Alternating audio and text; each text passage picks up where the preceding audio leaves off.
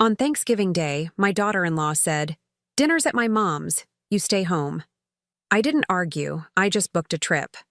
When I posted the photos and she saw who was sitting next to me, my phone exploded with messages. "I'm glad to have you here. Follow my story until the end and comment the city you're watching from, so I can see how far my story has reached." I stood in my kitchen, staring at the turkey I'd bought 3 days ago, still frozen solid in my refrigerator. 22 pounds of butterball that would never see the inside of my oven. My hands trembled as I held the phone, Kala's words echoing in my mind like a death sentence. "Dinner's at my mom's house this year, Joelle. We won't have room for everyone. Won't have room." As if I were some distant relative they barely knew, not the grandmother of her 2 children. Not the woman who had raised the son she claimed to love so deeply before cancer took him from us 18 months ago. I walked to the living room and sank into David's old recliner, the one I couldn't bring myself to donate, even though the leather had worn thin on the armrests where his hands used to rest. The silence in the house felt different now, heavier somehow. For 67 years, I'd never spent Thanksgiving alone. Even during the lean years when money was tight and David was working double shifts at the factory, we always found a way to gather around our small kitchen table. My phone buzzed with a text message. A photo from Kala showed up on my screen, her mother's dining room table, elegantly set with what looked like service for 12 people. The caption read, "Getting ready for our family feast. So grateful for everyone who could make it." Everyone who could make it. The passive-aggressive undertone wasn't lost on me. I scrolled through her social media, something I rarely did but found myself doing more often since David's death. There were photos from last weekend's soccer game where my grandson Tommy scored his first goal of the season. I'd asked Kala 3 times when the games were, and each time she gave me a vague, "I'll let you know," that never materialized into an actual invitation. There was Emma's school play from 2 weeks ago, where my granddaughter played a dancing sunflower. I'd only learned about it when I ran into Kala's neighbor at the grocery store. The pattern had been building for months, but I'd been too hopeful, too trusting to see it clearly. Each exclusion came with a reasonable explanation. Each missed moment was justified by scheduling conflicts or last-minute changes. But looking at that perfectly set table, I finally understood the truth. Kala didn't want me around. I thought back to the days immediately after David's funeral, how she'd seemed genuinely grateful for my help with the children while she dealt with her grief. She'd called me almost daily, asking me to pick up Emma from school or watch Tommy during his afternoon nap. I'd been so touched that she was leaning on me, that she saw me as someone she could count on during the hardest time in both our lives.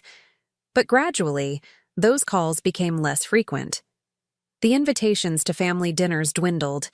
The casual drop-ins where the kids would run to hug Grandma Joe became scheduled visits that somehow kept getting postponed. I'd tried to address it directly once, about 2 months ago. I'd asked Kala if everything was okay between us, if I'd done something to upset her. She'd looked at me with those wide, innocent brown eyes and insisted I was imagining things. "You're family, Joelle. You'll always be family. I've just been so overwhelmed with everything. Overwhelmed." Yet she seemed to have plenty of time for her book club, her yoga classes, and her girls' nights out that she documented extensively on Facebook. The worst part wasn't even the exclusion itself. It was the way she made me feel like I was being unreasonable for wanting to be included. Like I was some needy old woman who couldn't take a hint. When I'd mentioned wanting to take the kids to the zoo last month, she'd sighed and said, "Joelle, I really need to establish some stability in their routine right now." When I offered to help with Tommy's birthday party planning, she'd smiled that tight smile and said, "I've got it all handled, but thanks. I've got it all handled." The polite dismissal that cut deeper each time I heard it. My daughter Linda had called from Oregon earlier in the week, asking about my Thanksgiving plans. When I told her I'd be spending it with Kala and the kids, I could hear the concern in her voice. "Mom, are you sure? You know you're always welcome to fly out here." Linda had never liked Kala, even before David died. She'd always said there was something calculated about my daughter-in-law, something that felt performative rather than genuine. I'd defended Kala then, believing that Linda was just protective of her brother, and maybe a little jealous of how quickly David had fallen for his college girlfriend. Now I wondered if Linda had seen something I'd been too blind to recognize. I looked around my living room, at the photos covering every surface. David and me on our wedding day 43 years ago. David holding Tommy as a newborn, his face glowing with pride.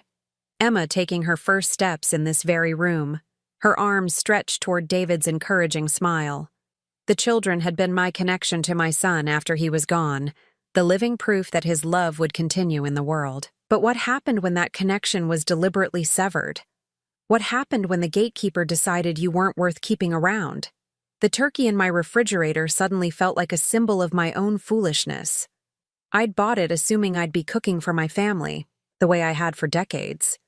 I'd even picked up Emma's favorite cranberry sauce and the specific brand of stuffing that Tommy liked. All of it sitting in my kitchen like evidence of a celebration that was never going to happen. I grabbed my purse from the hallway table, my mind suddenly clear for the first time in months. If Calla wanted to exclude me from her version of family, fine. But I wasn't going to sit in this empty house feeling sorry for myself while she played happy families with everyone except me. I had 24 hours until Thanksgiving. 24 hours to decide who I really was, the discarded grandmother accepting scraps of affection, or the woman who'd raised 3 children, buried a husband, and survived more disappointments than Calla could imagine. My phone rang as I reached for my car keys. Calla's name appeared on the screen, and for a moment, my heart leaped. Maybe she'd reconsidered. Maybe she'd realized how cruel her exclusion had been. Hello? Hi, Joelle. I just wanted to make sure you were okay with tomorrow's arrangement. I know it's different from what you're used to. Different from what I'm used to. Like spending Thanksgiving with my family was some quaint tradition I needed to get over. I'm perfectly fine, Calla. Great! I thought maybe you could use the quiet time anyway. I know the holidays have been hard since David. She trailed off, leaving the implication hanging. That I was too fragile, too broken by grief to be good company. That my sadness would somehow taint their perfect family gathering. You're right, I said, surprised by the steadiness in my own voice. I think I'll use the time differently this year. There was a pause. I could almost hear her trying to figure out if there was any passive-aggressive undertone to my response. Wonderful. I'll call you Friday and maybe we can arrange something for the weekend. Maybe. Another maybe to add to the collection of empty promises. After I hung up, I sat in my car for several minutes, feeling something I hadn't experienced in months. Not anger, exactly, and not sadness. Something sharper and more energizing. For the first time since David's death, I felt like I had a choice to make. And I was going to make one that surprised everyone, including myself. I pulled out my phone and scrolled through my contacts until I found a number I hadn't dialed in over 2 years. My finger hovered over the call button for a long moment before I pressed it. The phone rang 3 times before a familiar voice answered, warm and slightly questioning. Marcus, it's Joelle. Joelle? Marcus's voice carried the same gentle surprise I remembered from decades ago, though it was deeper now, roughened by time and experience. My God, it really is you. I closed my eyes, transported back to a different version of myself. A 22-year-old woman who thought she had all the time in the world to make the right choices. Hello, Marcus. I hope I'm not calling at a bad time. Never a bad time for you. The words came so easily, as if 45 years hadn't passed between them. How are you? I heard about David. I'm so sorry. Of course he'd heard. In a town the size of Cedar Rapids, news traveled fast, especially when it involved people who'd once been as talked about as we were. Marcus and I had been the couple everyone expected to marry right out of college. High school sweethearts who seemed destined for a fairy tale ending until life got complicated in ways neither of us had anticipated. Thank you. It's been difficult. I paused, suddenly unsure why I'd called. What did I expect to accomplish with this conversation? Marcus, I know this is going to sound strange, but what are you doing tomorrow? There was a brief silence, and I could imagine him processing the question, trying to understand what I was really asking. Tomorrow is Thanksgiving. Yes, it is. Well, since Margaret passed last year, I've been spending it alone. My daughter and her family are in California, and I haven't felt much like celebrating. He cleared his throat. Why do you ask? Margaret. I'd heard about her death through mutual acquaintances, though I'd never met David's wife. She'd been a lovely woman by all accounts, a teacher who'd devoted her life to helping children read. They'd been married for 38 years, and by everything I'd heard, it had been a happy marriage. The kind of partnership I'd always hoped Marcus would find after everything that happened between us. I find myself in a similar situation, I said carefully. My daughter-in-law has made other arrangements, and I'm looking at spending the day alone as well. That doesn't sound like the Joelle I remember. You always had family around, people who needed taking care of. He was right. Even after David and I married, even after Linda and Michael were born, I'd always been the one coordinating holiday gatherings, making sure everyone was included. It was who I was, or who I thought I was, until Calla made it clear that my services were no longer required. Things change, I said simply. They do indeed. Another pause, and when he spoke again, his voice had taken on a different quality, more tentative but also warmer. Joelle, would you like to have dinner with me tomorrow? Nothing fancy, just two old friends who don't want to spend Thanksgiving alone. The question should have surprised me, but somehow it felt like the most natural thing in the world. I'd like that very much. Do you still like to travel? I was thinking we could drive up to that little inn in Galena we used to talk about visiting. They do a traditional Thanksgiving dinner and we could catch up. The inn at Galena. We'd planned to go there for our honeymoon, back when we thought we were going to get married. Back before everything fell apart in ways that seemed insurmountable at 22, but might look different from the perspective of 67. That sounds perfect, I heard myself saying. What time should I be ready? How about I pick you up at 10? It's about a 2-hour drive, and they serve dinner at 2. After we hung up, I sat in my car feeling like I'd just stepped off the edge of a cliff and discovered I could fly. The spontaneity of it, the sheer impulsiveness, felt completely unlike the careful, measured decisions I'd been making for the past 18 months. Since David's death, every choice had been weighed against grief and obligation and what other people expected of me. This was different. This was just for me. I drove to the mall, something I rarely did anymore since most of my shopping moved online. But I needed clothes for tomorrow, something that wasn't widow black or grandmother practical. The saleswoman at Nordstrom was probably my daughter's age, with perfectly highlighted hair and a genuine smile that didn't feel condescending when I explained I was looking for something appropriate for dinner at a nice inn. Are you celebrating something special? She asked as she pulled several options from the rack. In a way, yes. I fingered the fabric of a burgundy wrap dress that looked elegant without trying too hard. I'm having dinner with an old friend. How wonderful! Old friends are the best. They know all your stories already. All your stories. If only it were that simple. The dress fit perfectly, and when I looked in the fitting room mirror, I saw something I hadn't noticed in months. I looked like myself again, not just the grieving widow or the dismissed grandmother, but Joelle, a woman with her own life and her own choices to make. I bought the dress, along with a new pair of shoes and a small overnight bag that surprised me with its implications. Was I planning to stay the night? The inn had rooms available, Marcus had mentioned during our brief conversation about logistics. Separate rooms, of course, but still. The thought made me feel both terrified and exhilarated. At home, I found myself moving with purpose I hadn't felt in months. I made a hair appointment for first thing in the morning, something I never would have done on such short notice before, but the receptionist was accommodating when I explained it was for a special occasion.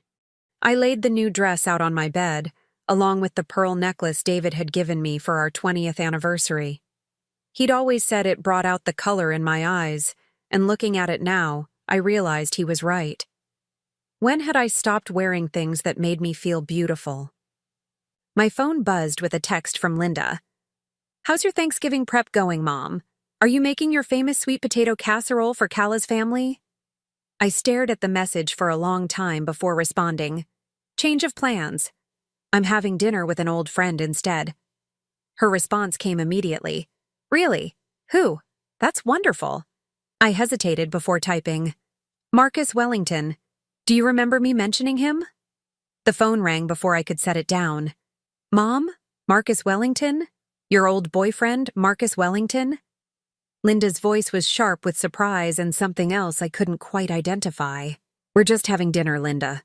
Two old friends catching up. Mom, he's not just any old friend. Didn't you tell me once that he was the one who got away? That if things had been different? She trailed off, but I knew what she was remembering. A conversation we'd had years ago, probably after a few glasses of wine at Christmas, where I'd mentioned the path not taken.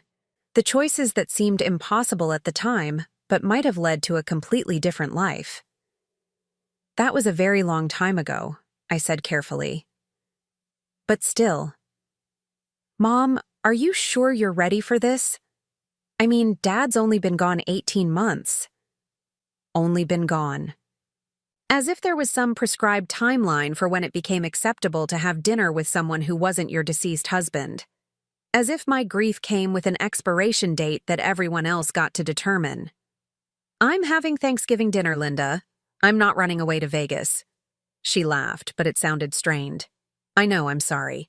I just worry about you, and after what you told me about how Kala's been acting. This has nothing to do with Kala, but even as I said it, I knew it wasn't entirely true.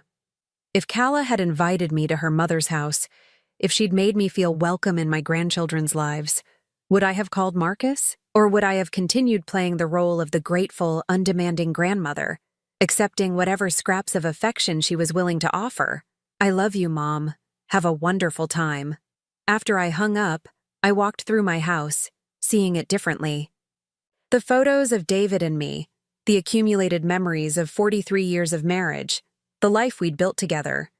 None of it felt threatened by tomorrow's dinner. If anything, it felt like David would have approved. He'd never been a jealous man, and he'd always encouraged me to maintain my friendships, even the complicated ones from before we met. I picked up a photo of him from our last anniversary, taken at the restaurant where he'd proposed all those years ago. He was smiling at something I'd said, his eyes crinkled with laughter and genuine affection. A good man who'd loved me completely and without reservation. What do you think, sweetheart? I asked his picture.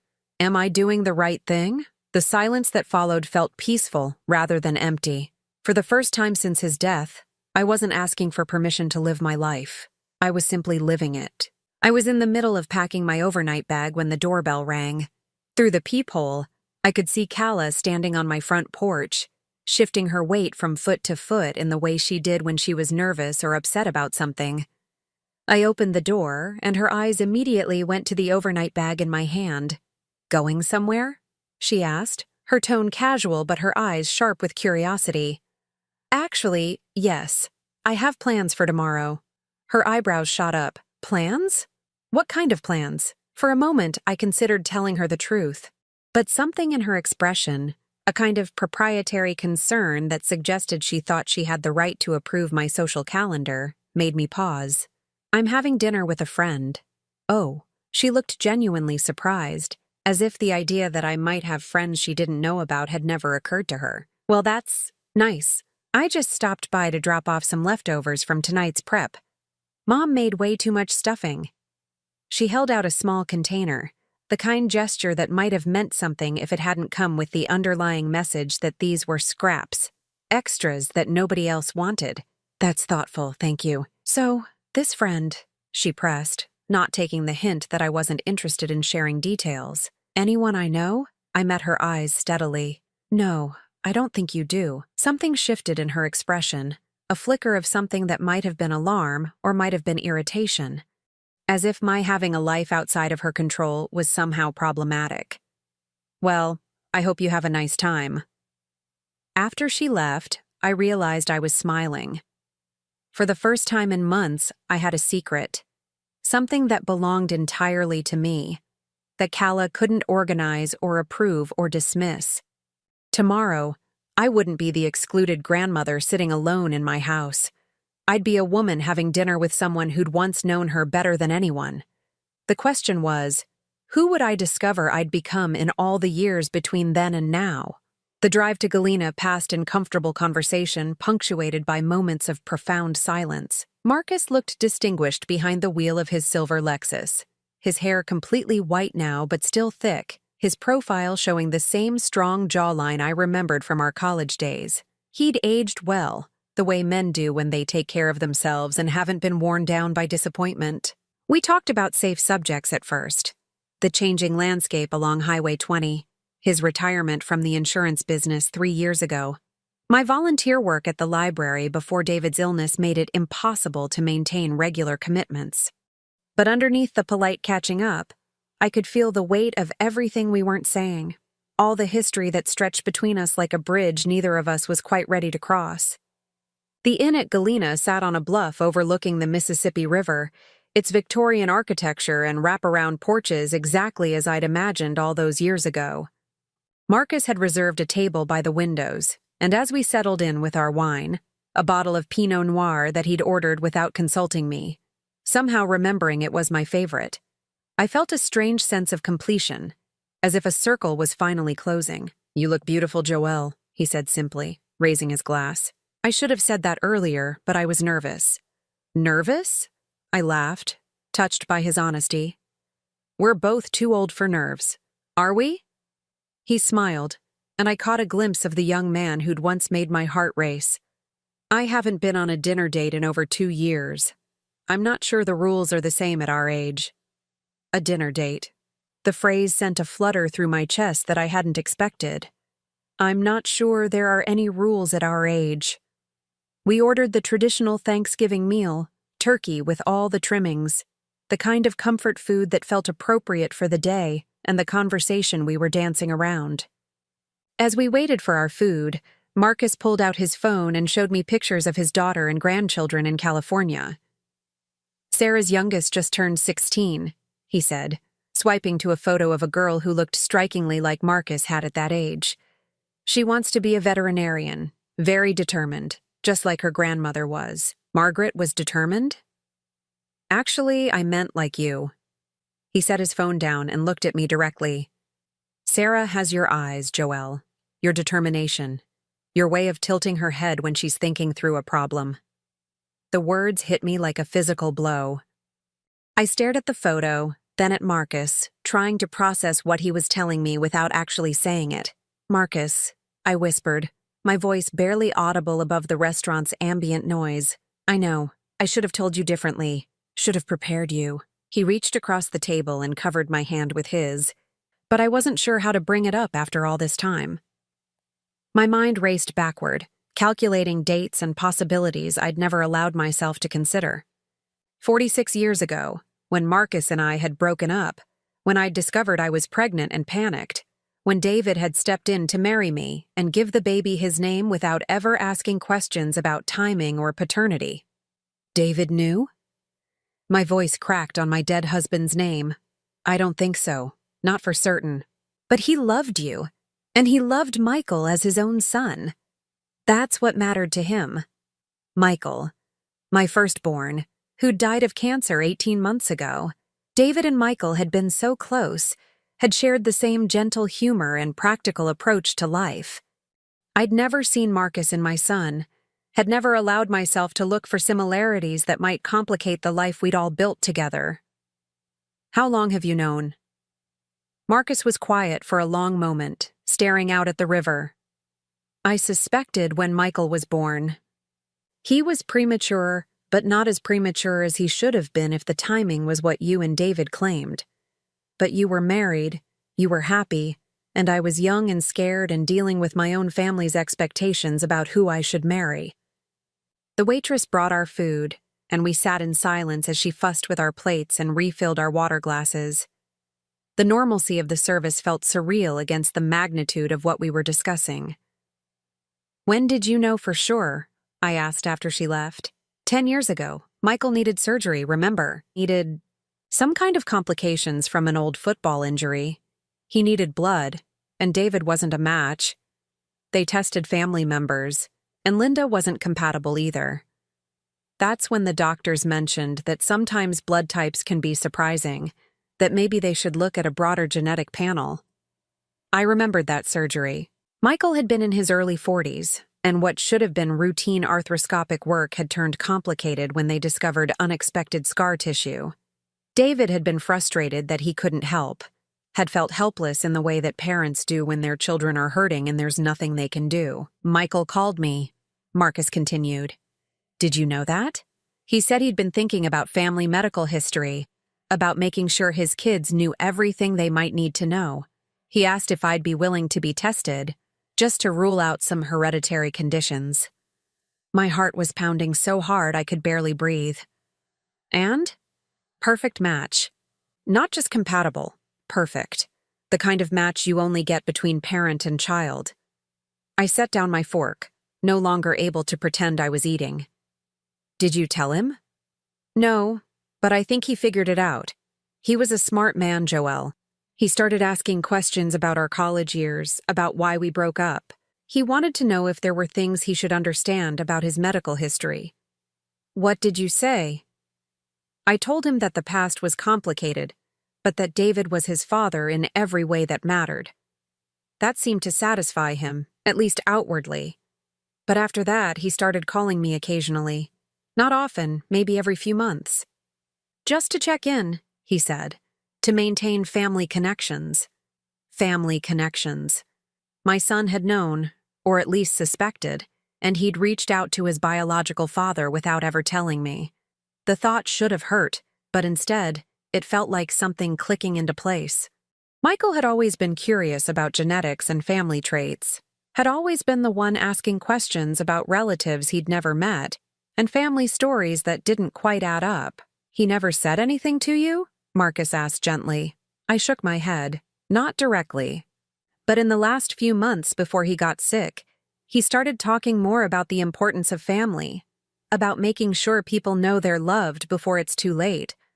I thought he was just being sentimental because of David's age. Maybe he was. Or maybe he was trying to tell you something without betraying David's memory. I looked out at the river, watching a barge make its slow way downstream, and tried to reconcile this new version of my history with everything I'd believed for 46 years. David, who'd married me knowing I was pregnant with another man's child and had never once made me feel ashamed or grateful or like I owed him anything. Marcus, who'd let us go to protect the life we'd built, even though it meant giving up his son. Michael, who'd figured out the truth and had found a way to honor both of his fathers without causing pain to anyone. Why are you telling me this now? I asked. Marcus was quiet for so long I thought he might not answer. When he finally spoke, his voice was thick with emotion. Because when I heard about Michael's death, I realized I'd lost my son twice. Once when I walked away 46 years ago, and again when cancer took him before I could figure out how to be part of his life properly. I don't want to make the same mistake with you. Marcus, I'm not asking you to choose me over David's memory. I'm not asking you to rewrite history or pretend the life you built wasn't real and good. But I'm asking if maybe, after all this time, we could find a way to be in each other's lives again. I thought about Kala's dismissal, about spending Thanksgiving alone, about the slow erosion of my place in my grandchildren's lives. Then I thought about the ease I'd felt during our drive, the sense of being seen and valued by someone who knew me before I became defined by my roles as wife, mother, and grandmother. I don't know how to do this, I admitted. Neither do I. But maybe we could figure it out together. The waitress brought our coffee and slices of pumpkin pie, and as we shared dessert, the conversation shifted to lighter topics. Marcus told me about his travels since retirement, about the book he was writing about the insurance industry's evolution. I found myself talking about dreams I'd put aside, about wanting to learn photography and maybe take art classes. It felt like coming alive again, like rediscovering parts of myself that had been buried under years of taking care of everyone else. When Marcus suggested we stay overnight, separate rooms, he emphasized quickly, I found myself saying yes before I'd fully considered the implications. We walked through Galena's historic downtown as the sun set, looking in shop windows and talking about everything and nothing. He bought me a small silver bracelet from an antique store, something delicate and pretty that had caught my eye. "For a new beginning," he said as he fastened it around my wrist. Standing on the sidewalk outside the inn as evening fell, I felt like a different person than the woman who'd been excluded from Thanksgiving dinner just that morning. Marcus was looking at me with an expression I hadn't seen in decades. Not the careful politeness of old friends catching up, but something deeper and more complicated. "Joelle," he said softly, reaching up to touch my cheek. "I know this is all very sudden, but I need you to know something." "What?" "I never stopped loving you. Not completely. Part of me has been waiting 46 years for a second chance." Before I could respond, before I could think about all the reasons why this was complicated and potentially devastating to the careful equilibrium of my life, my phone buzzed with an incoming call. Kala's name appeared on the screen. I looked at Marcus, at his hopeful expression and the silver bracelet glinting on my wrist, then at my phone still buzzing insistently. For once in my life, I sent the call to voicemail. "What were you saying?" I asked, stepping closer to him. But even as he smiled and took my hand, even as I felt the flutter of possibility and second chances, I could see Kala's name lighting up my phone screen again. Something told me she hadn't given up trying to reach me. And something else told me that when she finally did, everything was about to become much more complicated than a simple Thanksgiving dinner with an old friend. I didn't check my messages until the next morning. Marcus and I had spent the evening walking along the river and talking in the inn's lobby until nearly midnight, sharing stories and memories that felt both nostalgic and surprisingly current. When I finally returned to my room, I was emotionally exhausted in the best possible way, and I'd turned my phone off completely. The morning brought 17 missed calls and 23 text messages. I sat on the edge of my hotel bed, still in my robe, scrolling through the increasingly frantic communications from Kala. The first few were innocuous enough, asking where I was, saying she hoped I was having a nice time with my friend.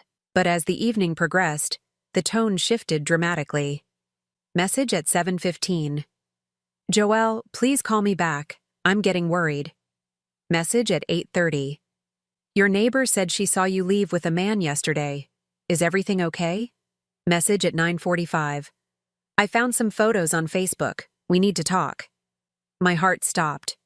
Photos on Facebook. I grabbed my laptop and logged into my account, scrolling through my feed until I found what Kala must have seen.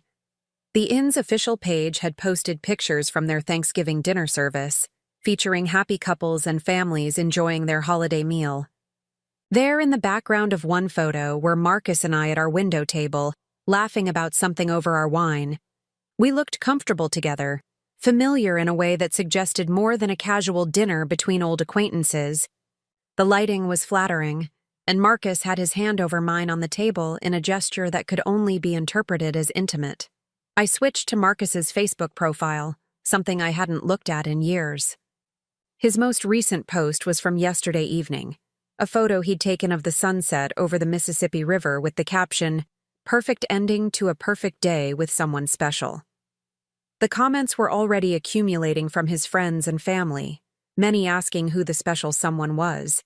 But it was his profile information that made my blood run cold.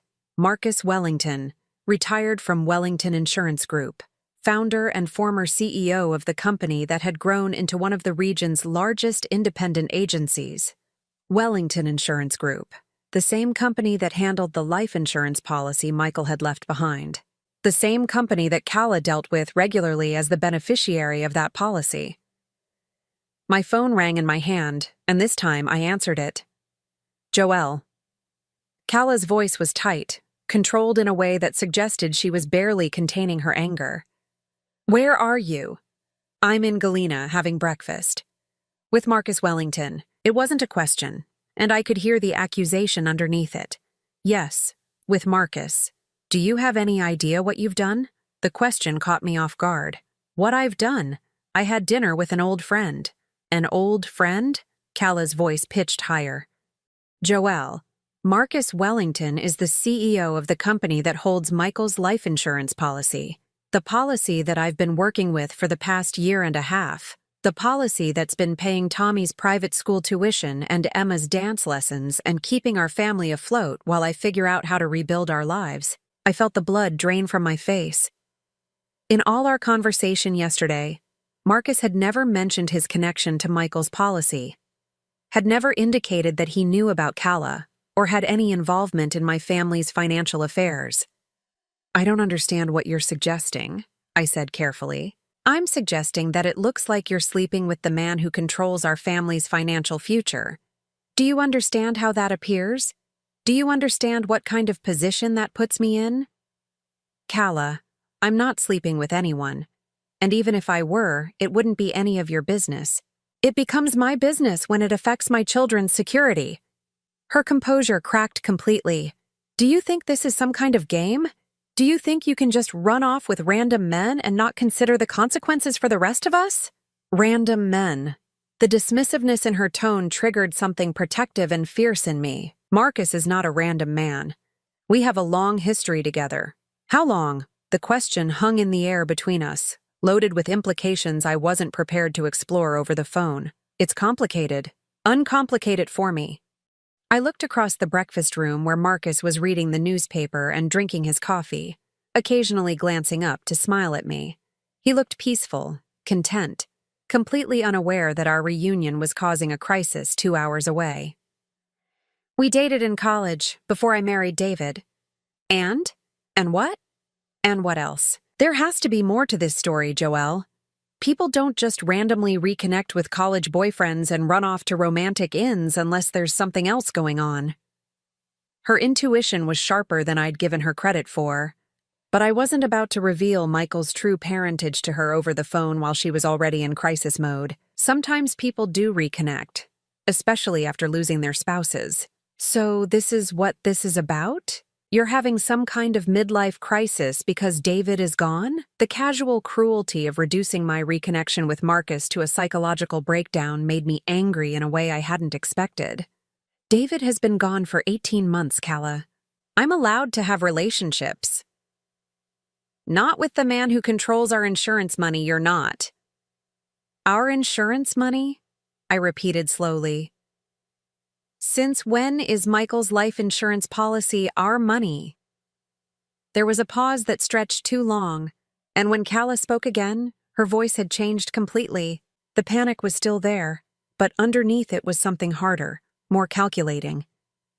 "Since I became a single mother with 2 children and no career, because I spent 15 years supporting Michael's ambitions instead of building my own.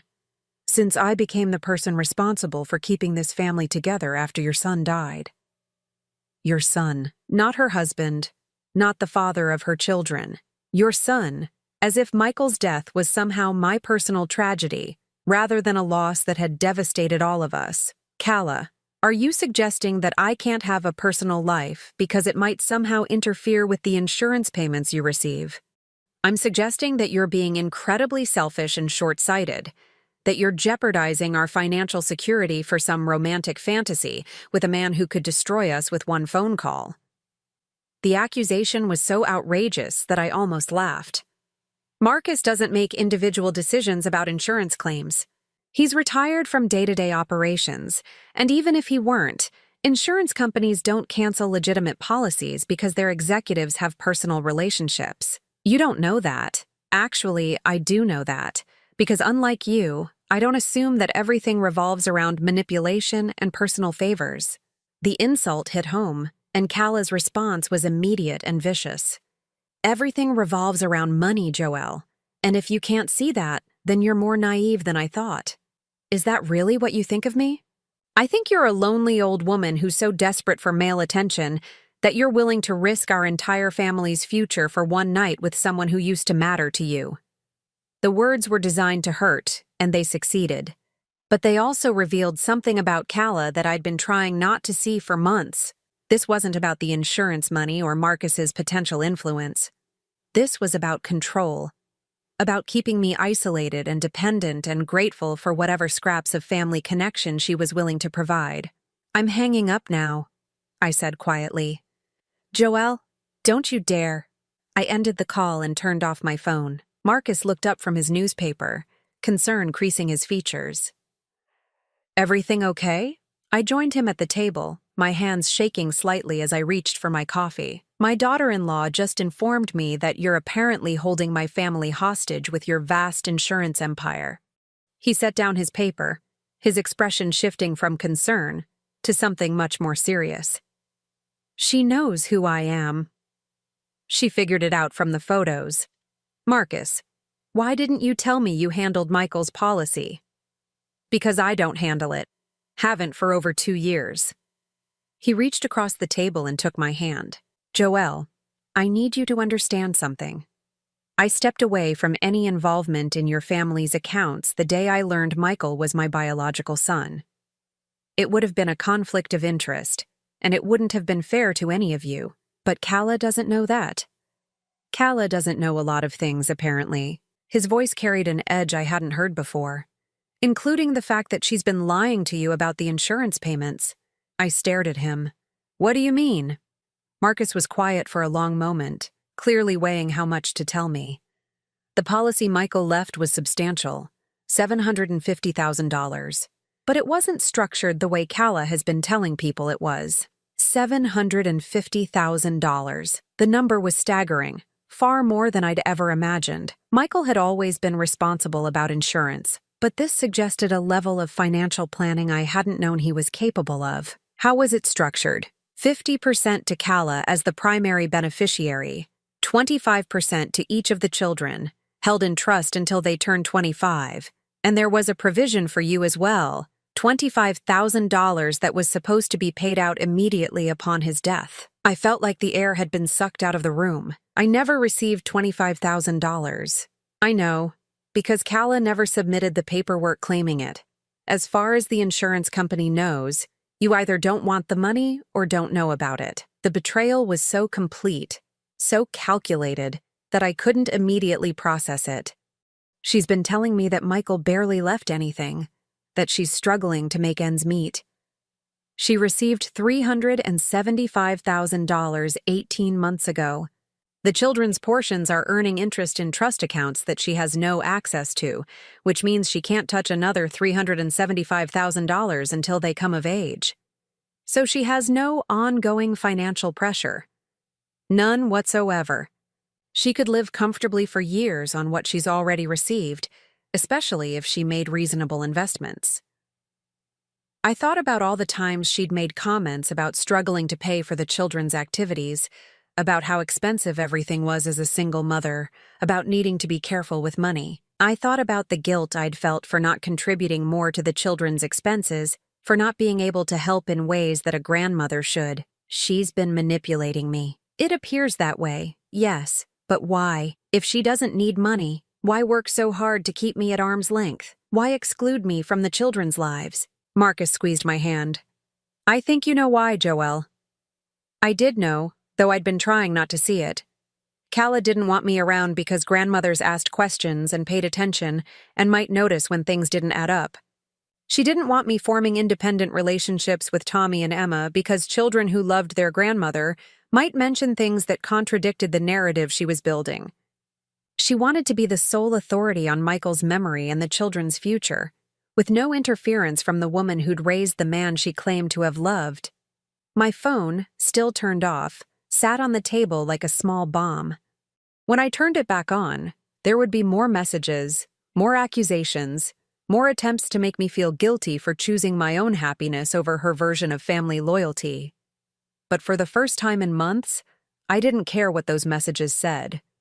"Marcus," I said slowly, "I need to ask you something, and I need you to be completely honest with me." "Of course." "Yesterday, when you suggested this dinner, when you told me about Michael, was any of that motivated by what you know about Calla? About how she's been treating me?" He considered the question seriously before answering. "Partly, yes. I've been watching from a distance and I've seen how she's isolated you. But mostly, it was motivated by the fact that I've missed you every day for 46 years, and I finally had a reason to call. I believed him, which surprised me. After months of second-guessing every interaction and every motive, his honesty felt like a gift." "What happens now?" I asked. "Now we finish our coffee. and then we drive back to reality and figure out how to navigate whatever storm is waiting for us. He was right about the storm. When I turned my phone back on, there were 37 new messages and 14 missed calls, not just from Kala, but from Linda, from neighbors, and from numbers I didn't recognize. The photo from the inn's Facebook page had been shared dozens of times, and apparently, the story of the grieving grandmother running off with her former lover was spreading through Cedar Rapids like wildfire. But as I read through the increasingly dramatic messages, I realized something that surprised me. I didn't care. Let them talk. Let Kala spin whatever narrative she wanted about my behavior and my motivations. Let the neighbors whisper about the timing and the appropriateness of my relationship with Marcus. For the first time in 18 months, I was exactly where I wanted to be, with someone who valued me for who I was rather than what I could provide. And if that threatened Kala's carefully constructed version of our family dynamics, then maybe it was time for those dynamics to change. The drive back to Cedar Rapids felt like traveling toward a battlefield. Marcus and I had decided he would drop me at home so I could face whatever was waiting there, and we would talk later once the immediate crisis had been dealt with. But as we pulled into my driveway, I could see Kala's black SUV parked aggressively close to my front door, and I knew there would be no graceful transition back to normal life. "Are you sure you don't want me to stay?" Marcus asked, eyeing the vehicle with obvious concern. "I need to handle this myself," I said, though my stomach was churning with anxiety. "But thank you. For everything." He squeezed my hand before I got out of the car. "Call me later. No matter how late, no matter what happens." Kala was sitting on my front porch steps, her arms wrapped around her knees in a posture that might have looked vulnerable if I hadn't known her better. She stood as I approached, her face a mask of controlled fury mixed with what appeared to be genuine distress. "We need to talk," she said without preamble. "I assumed that's why you're here." I unlocked my front door, acutely aware that she was following me inside like she had every right to be there. "Would you like some coffee?" "I don't want coffee, Joelle. I want to understand what the hell you think you're doing." I set my overnight bag down in the hallway and turned to face her. In my own home, surrounded by my own belongings and memories, I felt more grounded than I had during our phone conversation. "I'm living my life, something I should have started doing months ago." "Living your life?" Kala's voice cracked with incredulity. "Is that what you call running off with Michael's insurance agent behind my back?" "Marcus is not Michael's insurance agent, and I didn't go behind anyone's back. I don't need your permission to have dinner with a friend." "A friend?" She pulled out her phone and showed me the screen. The photo from the inn's Facebook page was displayed, zoomed in to show Marcus and me at our table. "This doesn't look like dinner with a friend, Joelle. This looks like you're having an affair with someone who could destroy our family's financial security on a whim." The word affair hung in the air between us, loaded with judgment and implications. I realized that in Kala's mind, I was still supposed to be the grieving widow, forever faithful to David's memory, available to help with her problems, but never entitled to my own happiness. First of all, Marcus has no involvement in your insurance matters. Second, even if he did, that wouldn't give you the right to control my personal relationships. It gives me the right to protect my children. From what? From their grandmother having a life? Kala began pacing around my living room, her agitation growing more pronounced. From the scandal, from the gossip. Do you know what people are saying? That you've lost your mind with grief, that you're making a fool of yourself chasing after some old boyfriend like a teenager. The cruelty of it took my breath away. Is that what you think? That I'm making a fool of myself? I think you're not thinking clearly. I think you're so desperate to feel young again that you're willing to jeopardize everything Michael worked for, everything he left behind for his children. What exactly do you think I'm jeopardizing? The question seemed to catch her off guard. She stopped pacing and stared at me, as if trying to determine whether I was being deliberately obtuse or genuinely didn't understand the threat she perceived. "The insurance money," she said finally, her voice dropping to something close to a whisper. "If Marcus decides he doesn't like our family arrangement, if he thinks you're being taken advantage of, or if you two have some kind of falling out, The insurance money that Michael left for you and the children is not subject to Marcus's personal feelings. That's not how insurance works. You don't know that for certain. Actually, I do know it for certain, because Marcus told me exactly how Michael's policy was structured. Calla went very still. What do you mean? I sat down on my sofa, suddenly feeling very tired. I know about the $750,000, Calla. I know about the children's trust funds, and I know about the $25,000 that was supposed to come to me. The color drained from her face so quickly I thought she might faint. She sank into David's old recliner, her hands gripping the armrests. He told you, she whispered. He told me you never filed the paperwork to claim my portion. He told me you've been sitting on nearly $400,000 while telling me you're struggling financially. You don't understand. Then explain it to me. Calla was quiet for a long time, her gaze fixed on the carpet. When she finally looked up, her eyes were filled with tears, but there was something calculating underneath them that made me wary of feeling too much sympathy. I was protecting you, she said softly. Protecting me from $25,000? Protecting you from feeling obligated. From feeling like you needed to help us when you should be enjoying your retirement. Her voice grew stronger, more confident as she built her narrative. I knew if you had that money, you'd try to spend it on Tommy and Emma, on things they needed. I wanted you to keep it for yourself, for traveling or whatever would make you happy. It was a beautiful story, selfless and considerate. It was also complete nonsense. If that were true, you could have simply told me about it and asked me to save it for myself.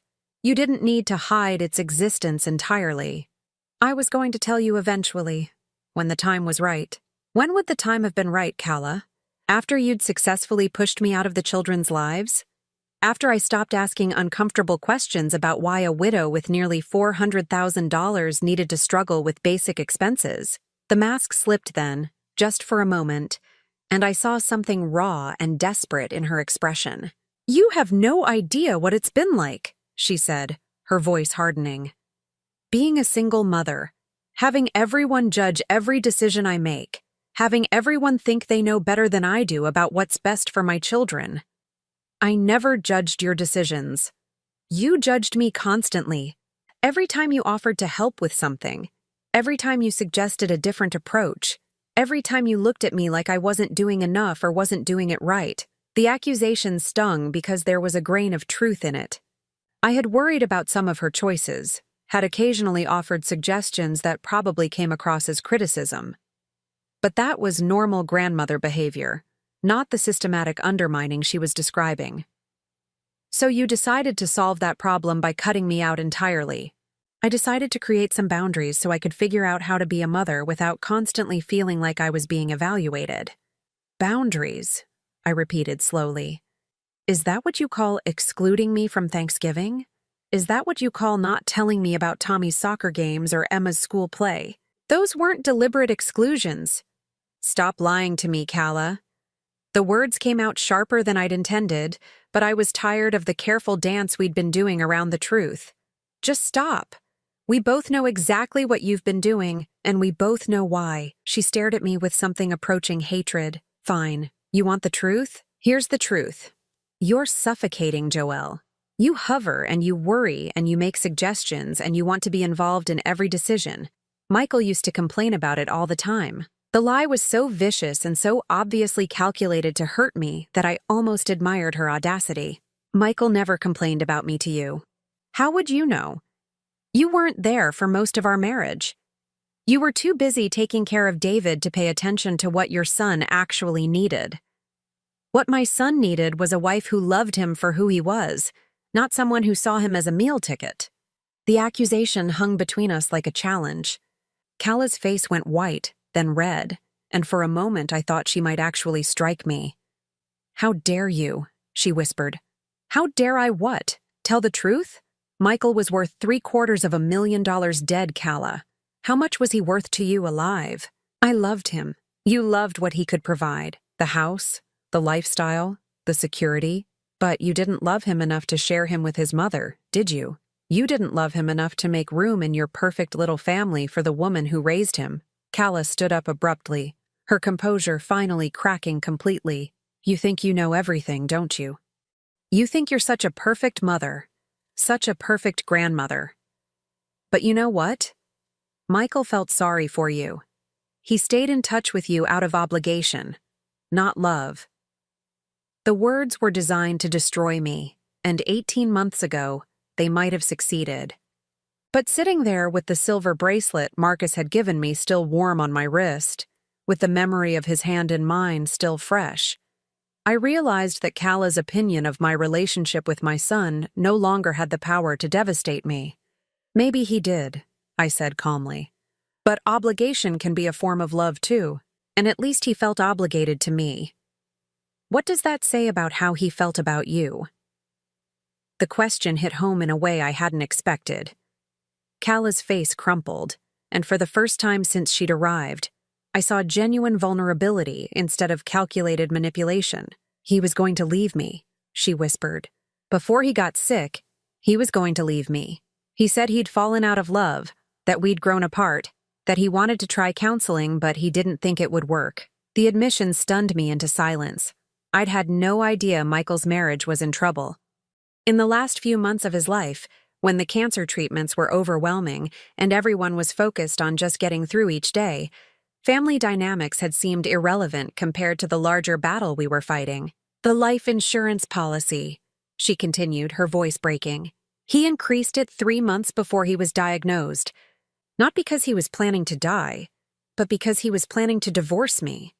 He wanted to make sure I'd be financially secure so I couldn't claim he was abandoning his children. The pieces clicked into place with devastating clarity.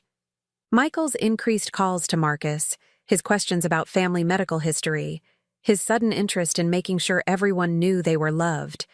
He'd been preparing for a major life change when cancer derailed everything. So when he got sick, you had a choice to make, I said slowly. Be the devoted wife nursing her husband through his final illness, or be the woman he was planning to leave. I chose to love him, Cala said fiercely. I chose to be there for him, to take care of him, to make his last months as comfortable as possible. And I chose to make sure his children would remember him as a man who was loved and cherished, not as someone who was planning to abandon us. And you chose to make sure I wouldn't interfere with that narrative. She nodded, tears streaming down her face. You would have asked questions. You would have noticed things. You would have made it complicated. For the first time since this conversation began, I felt genuine sympathy for Cala. She'd been trapped in an impossible situation, trying to hold together a marriage that was already broken while dealing with a terminal diagnosis and 2 young children who needed stability. But sympathy didn't excuse the months of manipulation and exclusion that had followed. I understand why you did it, I said finally. But Michael has been gone for 18 months, Cala. At what point were you planning to stop punishing me for existing? I wasn't punishing you. You were. Because every time you looked at me, you were reminded that Michael might have chosen differently if he'd lived. You were reminded that there were people in his life who might have supported whatever decision he made, even if it meant the end of your marriage. Cala wiped her eyes with the back of her hand, leaving mascara streaks across her cheeks. So what happens now? Now you file the paperwork for my portion of the insurance money. Now you stop lying to the children about why their grandmother isn't around. And now you figure out how to co-parent with me instead of trying to replace me. And if I don't? I thought about Marcus waiting for my call, about the $25,000 that was rightfully mine, about Tommy and Emma growing up without really knowing their father's mother. Then I stopped making this easy for you. I stopped pretending that your version of family is the only one that matters, and I stopped protecting you from the consequences of your choices. Cala stared at me for a long moment, seeming to weigh her options. Finally, she picked up her purse and headed toward the door. I'll think about what you said. Don't think too long, I called after her. I'm done waiting for you to decide whether I'm worth including in my grandchildren's lives. After she left, I sat in my quiet house and realized that something fundamental had shifted. For months, I'd been trying to earn my way back into Cala's good graces, accepting crumbs of contact with Tommy and Emma and telling myself it was better than nothing. but I wasn't that desperate anymore. I had choices now, and people who valued me, and resources I'd forgotten I possessed. When I called Marcus that evening, my voice was steady. "How did it go?" he asked.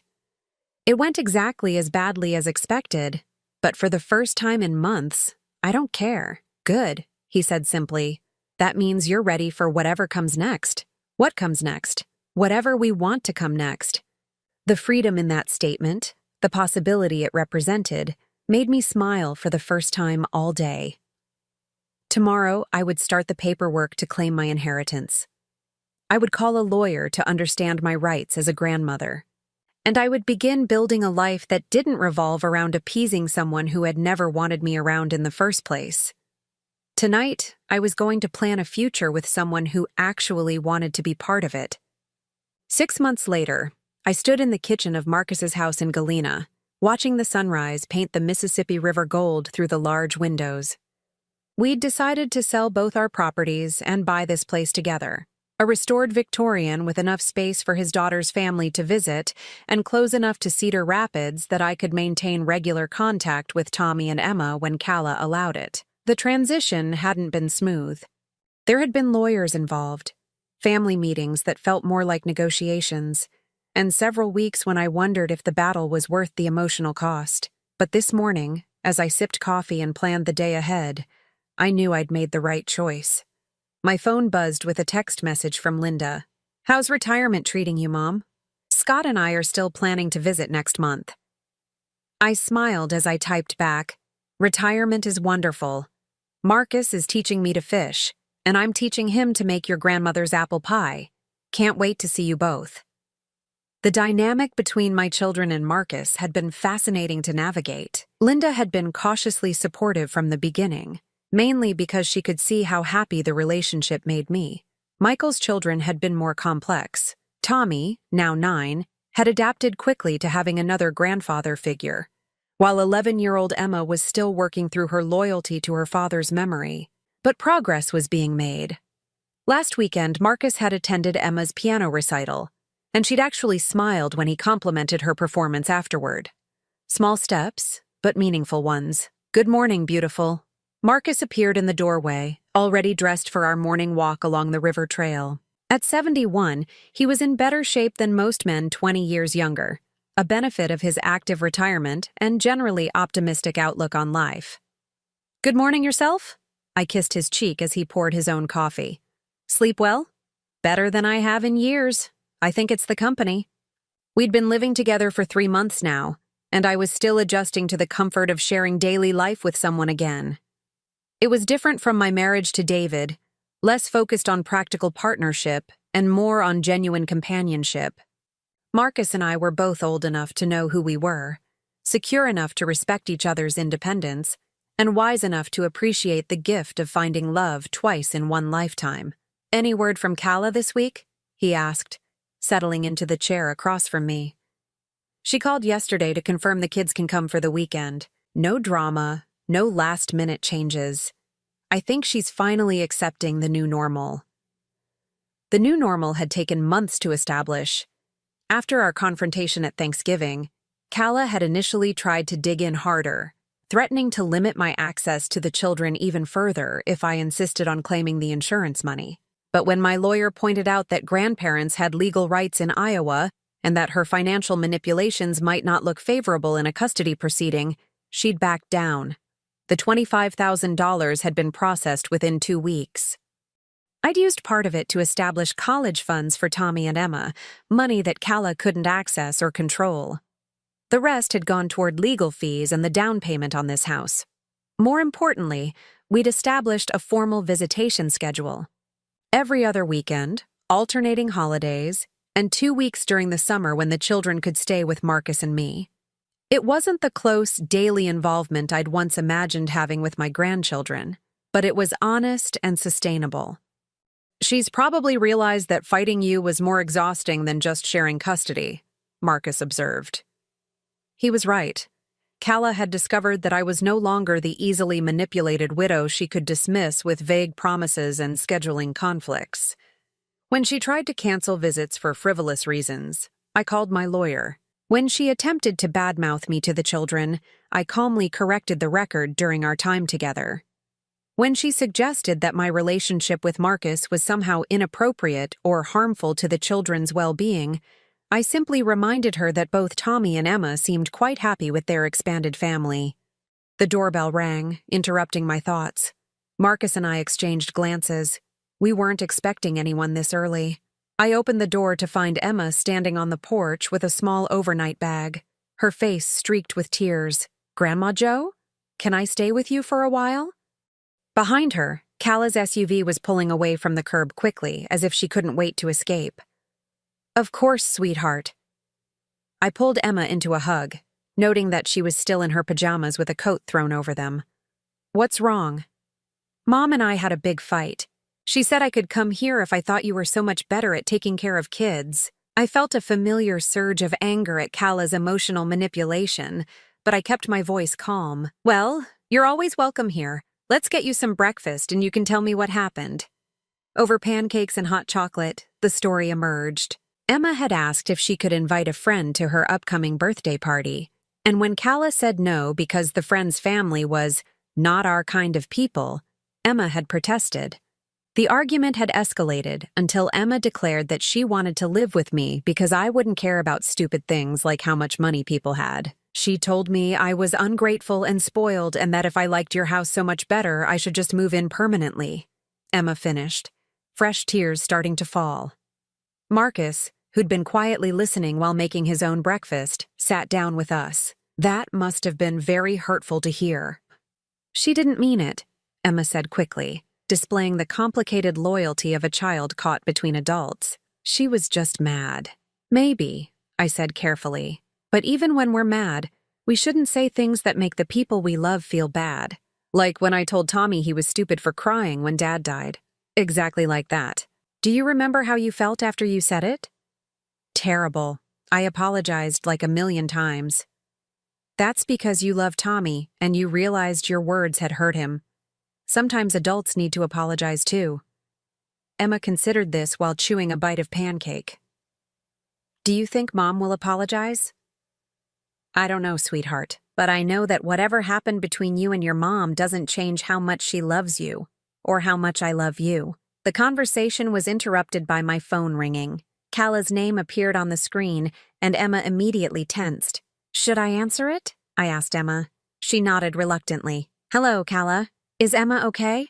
Kala's voice was thick with tears and what sounded like genuine panic. "I didn't mean for her to just run off like that. I was going to drive her over myself after we both calmed down, but she was already out the door before I could stop her. She's fine. She's having breakfast. Can I talk to her?" I looked at Emma, who shook her head frantically. "She's not ready to talk right now. But she's safe, and she's welcome to stay as long as she needs to. Joelle, please. I know I handled this badly. I was stressed about work, and I took it out on her, and I said things I didn't mean." The admission was more honest than anything I'd heard from Kala in months. "Then maybe you should think about how to make it right. Can I come over, just to see her, to make sure she's okay?" I consulted Emma with my eyes. After a moment, she nodded. "You can come over, but no pressure for her to come home until she's ready." An hour later, Kala arrived looking genuinely contrite. She apologized to Emma without making excuses, acknowledged that her comment about our kind of people was wrong and hurtful, and promised to think more carefully before speaking when she was angry. "I don't want you to feel like you have to choose between your mom and me," I told Emma as Kala prepared to leave. "You love us both, and that's okay. Families can be complicated. Even when people get mad at each other? Especially then." Emma decided to go home with Kala that afternoon, but not before extracting a promise that she could still spend the upcoming weekend with Marcus and me as planned. As I watched them drive away together, I realized that something had fundamentally shifted in our family dynamic. For the first time since David's death, I felt like I had agency in my relationships with my grandchildren. I wasn't dependent on Kala's goodwill or subject to her arbitrary decisions about when and how I could be involved in their lives. Emma had known she could come to me when she needed refuge, and that knowledge had given her the strength to stand up for herself with her mother. You handled that well, Marcus said, putting his arm around me as we watched their car disappear.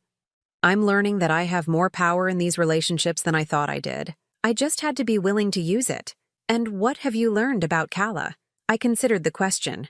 Over the past 6 months, I'd watched Kala slowly adjust to the reality that she couldn't control every aspect of her children's emotional lives. The process had been difficult for all of us, but it had also revealed something I hadn't expected. Underneath the manipulation and the desperate need for control was a young woman who was genuinely terrified of being abandoned. I've learned that hurt people sometimes hurt people, I said finally. And that forgiveness doesn't mean allowing yourself to be treated badly. Very wise. I had a good teacher.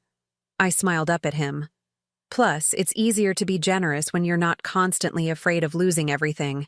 That evening, as Marcus and I sat on our porch watching the sunset over the river, my phone buzzed with a message from Emma. Thank you for letting me come over today. I love you, Grandma Joe. I showed the message to Marcus, and he squeezed my hand. No regrets? He asked. I thought about the question seriously. The past year had been tumultuous, filled with difficult conversations, painful realizations, and the kind of family drama I'd never imagined being part of. But it had also brought me Marcus, a deeper relationship with my grandchildren, and a sense of my own worth that I'd lost somewhere along the way. None, I said firmly. Not a single one. As if to punctuate the moment, another message came through, this time from Tommy. Mom says we can come fishing with Marcus next weekend. Can he teach me to catch a really big one? I laughed, feeling lighter than I had in years. I think that can be arranged. The future stretched ahead of us, uncertain, but full of possibilities. There would be more family negotiations, more growing pains as everyone adjusted to our blended relationships, more moments when I'd have to choose between keeping the peace and standing up for myself. But for the first time since David's death, I felt equipped to handle whatever came next. I had love, I had resources, and most importantly, I had the knowledge that I was worth fighting for. The little girl who'd once been excluded from Thanksgiving dinner seemed like a stranger now. In her place was a woman who knew her own value, who insisted on being treated with respect, and who'd built a life that reflected her actual worth rather than other people's convenience. Marcus pulled me closer as the first stars appeared in the darkening sky. What are you thinking about? He asked. Just wondering what David would think of all this. I think he'd be proud of you. And I think he'd approve of us. I believed that was true. David had been a generous man who'd wanted nothing more than for me to be happy. He wouldn't have wanted me to spend the rest of my life alone, grieving for him and accepting whatever scraps of affection other people were willing to offer. I love you, I told Marcus, the words still feeling new and precious despite months of practice. I love you too. Thank you for giving us a second chance. Thank you for being worth the wait.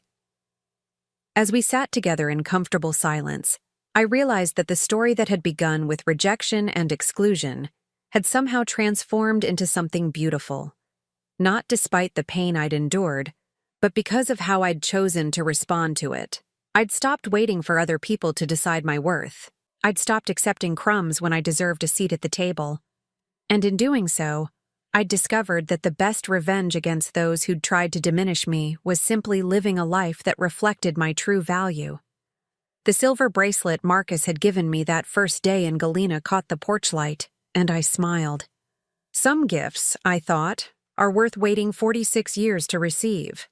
And some stories have endings that are really just new beginnings in disguise. Now I'm curious about you who listened to my story. What would you do if you were in my place? Have you ever been through something similar? Comment below. And meanwhile, I'm leaving on the final screen 2 other stories that are channel favorites, and they will definitely surprise you. Thank you for watching until here.